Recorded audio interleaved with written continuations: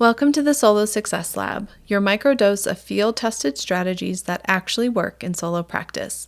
Don't waste your time figuring it out alone. Get proven solutions delivered straight to your inbox at adifferentpractice.com/subscribe. Now here's this week's lab note. The 3 finance books every solo should read.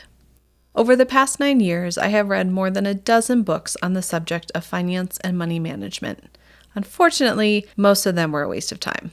They could have easily been blog posts or even newsletter emails. So instead, I encourage you to give these 3 a read. They're well worth the time.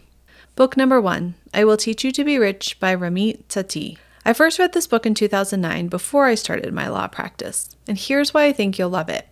It completely changed how I think about spending money on what truly matters while cutting costs mercilessly on what doesn't.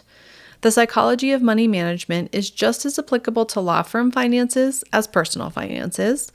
The automated system he describes for managing money flows perfectly into how I structure my firm's accounts. And bonus, the chapter on conscious spending transformed how I make personal and business purchasing decisions. Book number 2, Simple Numbers, Straight Talk, Big Profits by Greg Crabtree. This book was recommended to me by a fellow solo who turned their small business practice into a 7-figure firm. Here's why I think you'll love it. It explains financial statements in plain English, hallelujah, shows exactly which numbers actually matter for small firms, hint, it's not what most CPAs focus on. It helped me understand the true cost of hiring an employee, and it changed my focus from revenue growth to profit growth. Book number 3, Profit First by Mike Michalowicz. Finally, I think every solo should read this book. And here's why I think it's required.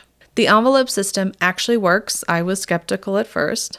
It eliminates the feast or famine cycle that most solos experience. It makes tax payments painless because you already set aside the money.